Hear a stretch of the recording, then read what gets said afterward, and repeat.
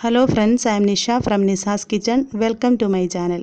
ഇന്ന് നമുക്ക് വളരെ ടേസ്റ്റിയായി കൂർക്ക ഉലർത്തിയത് തയ്യാറാക്കുന്ന റെസിപ്പി നോക്കാം. ഈ വീഡിയോ ഇഷ്ടമായാൽ ചാനൽ സബ്സ്ക്രൈബ് ചെയ്യാൻ മറക്കരുത്. റെഗുലറായിട്ട് അപ്ഡേറ്റ്സ് കിട്ടാൻ ബെൽ ഐക്കൺ പ്രസ് ചെയ്യുക. ആവശ്യമായ ഇൻഗ്രീഡിയൻസ് എന്തൊക്കെയാണെന്ന് നോക്കാം. കൂർക്ക 1/2 കിലോ തൊലി കളഞ്ഞ് വൃത്തിയാക്കിയതിന് ശേഷം 2-3 പീസായിട്ട് കട്ട് ചെയ്തെടുക്കണം. കൂർക്ക തൊലി കളഞ്ഞാൽ ഉടനെ അത് കുക്ക് ചെയ്യുകയോ വെള്ളത്തിലിട്ട് വെക്കുകയോ ചെയ്യണം. അല്ലെന്നുണ്ടെങ്കിൽ പെട്ടെന്ന് അത് കറുത്തു പോകും. ചെറിയ ഉള്ളി 15 എണ്ണം 2-3 പീസായിട്ട് കട്ട് ചെയ്തെടുത്തത്. വെളുത്തുള്ളി 4-5 എണ്ണം ചെറുതായിട്ട് അരിഞ്ഞത്. കറിവേപ്പില ആവശ്യത്തിന്. കുറച്ച് തേങ്ങാക്കൊത്ത്. മല്ലിപ്പൊടി 1 ടേബിൾ സ്പൂൺ. മഞ്ഞൾപ്പൊടി 1/4 teaspoon. Hot chilli powder 3/4 table spoon. Garam masala 1/2 teaspoon. കടുക് 1 ടീസ്പൂൺ. ഉപ്പ് ആവശ്യത്തിന്. വെളിച്ചെണ്ണ ആവശ്യത്തിന്. ഇനി പ്രിപ്പറേഷൻ നോക്കാം.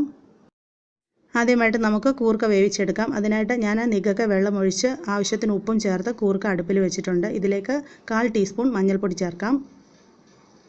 ഒന്ന് മിക്സ് ചെയ്ത് കൊടുക്കാം.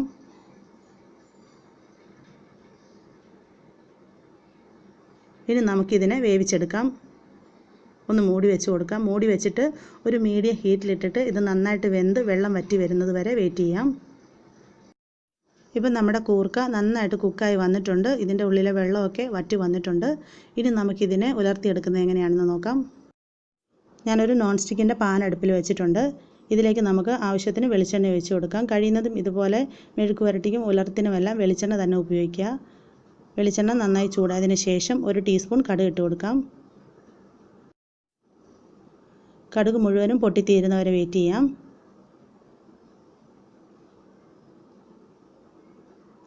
ഇപ്പോൾ കടുക് മുഴുവനും ഏകദേശം പൊട്ടിത്തീർന്നിട്ടുണ്ട്. ഇനി നമുക്കിതിലോട്ട് അരിഞ്ഞു വച്ചിരിക്കുന്ന വെളുത്തുള്ളി ചേർക്കാം. കറിവേപ്പില ചേർക്കാം.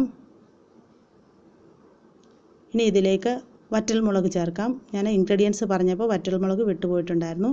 ഇനി ഇതിലോട്ട് ചെറിയ ഉള്ളി ചേർക്കാം. ഇനി ഇതിലേക്ക് തേങ്ങാക്കൊത്ത് ചേർക്കാം. മിക്സ് ചെയ്യാം. ഇനി നമുക്കിതിനെ മീഡിയം ഹീറ്റിലിട്ടിട്ട് നന്നായിട്ടൊന്ന് സോഫ്റ്റായിട്ട് വരുന്നത് വരെ വഴറ്റണം. ഒരുപാട് മൊരിയിച്ചെടുക്കേണ്ട ആവശ്യമില്ല. ഈ ഉള്ളിയെല്ലാം നന്നായിട്ടൊന്ന് ട്രാൻസ്പെറൻ്റ് ആയിട്ട് വന്നാൽ മതി. അതിന് ശേഷം വേണം പൊടികൾ ചേർക്കാനായിട്ട്. ഇപ്പോൾ ഇതെല്ലാം നന്നായിട്ട് ട്രാൻസ്പെറൻ്റ് ആയി വന്നിട്ടുണ്ട്. ഇനി നമുക്ക് തീ നന്നായിട്ട് കുറച്ച് വെക്കണം. ഞാനിപ്പോൾ ഇത് ലോ ഹീറ്റിലേക്ക് മാറ്റിയിട്ടുണ്ട്. ഇനി ഇതിലോട്ട് നമുക്ക് പൊടികൾ ചേർക്കാം. 3/4 table spoon hot chilli powder ചേർക്കാം.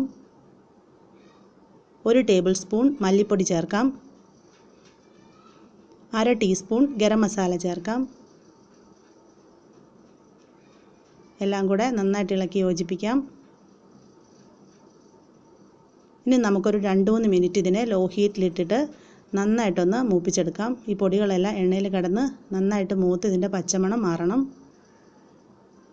വിട്ട് മിക്സ് ചെയ്ത് കൊടുത്തുകൊണ്ടിരിക്കുക.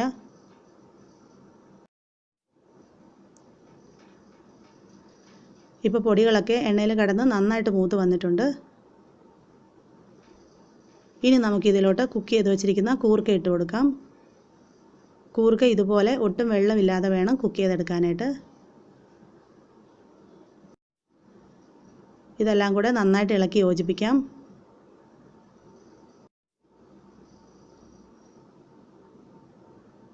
നന്നായിട്ട് മിക്സ് ചെയ്തതിന് ശേഷം അവസാനം ഈ കൂർക്ക ഒന്ന് തട്ടിപ്പൊത്തി വെക്കണം. അതായത് എല്ലാം കൂടെ ഒന്ന് നടുക്കായിട്ട് ഇതുപോലെ ഒന്ന് കൂട്ടി വെച്ച ശേഷം മൂടി വെച്ച് നമുക്കൊരു 5 മിനിറ്റും കൂടി ഇതിനെ കുക്ക് ചെയ്യണം. ഈ കൂർക്കയുടെ ഉള്ളിലോട്ടൊക്കെ നന്നായിട്ട് മസാലപ്പൊടികൾ യോജിച്ച് വരാനായിട്ട് നമുക്കിത് മൂടി വെച്ച് മീഡിയം ഹീറ്റിൽ ഒരു 5 മിനിറ്റ് കുക്ക് ചെയ്യാം. 5 മിനിറ്റ് ആയിട്ടുണ്ട്. നമുക്ക് നോക്കാം. ഒന്നുകൂടെ ഒന്ന് ഇളക്കിയിട്ട് കൊടുക്കാം. ഇപ്പോൾ കൂർക്കയുടെ ഉള്ളിലേക്കൊക്കെ മസാലകളൊക്കെ നന്നായിട്ട് പിടിച്ച് വന്നിട്ടുണ്ട്. ഇനി നമുക്കൊരു 5 മിനിറ്റ് ഇതിനെ ലോ ഹീറ്റിലിട്ടിട്ട് വിട്ട് ഒന്ന് മിക്സ് ചെയ്ത് കൊടുത്തുകൊണ്ട് വെയിറ്റ് ചെയ്യാം. ഇത് നന്നായിട്ടൊന്ന് ഡ്രൈ ആയിട്ട് വരണം.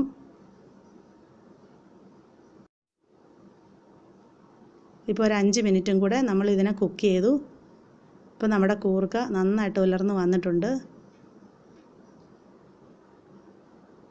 ഇനി നമുക്ക് ഫ്ലെയിം ഓഫ് ചെയ്യാം. ഇതിനെ ചൂടോടെ സെർവിങ് ഡിഷിലേക്ക് മാറ്റാം.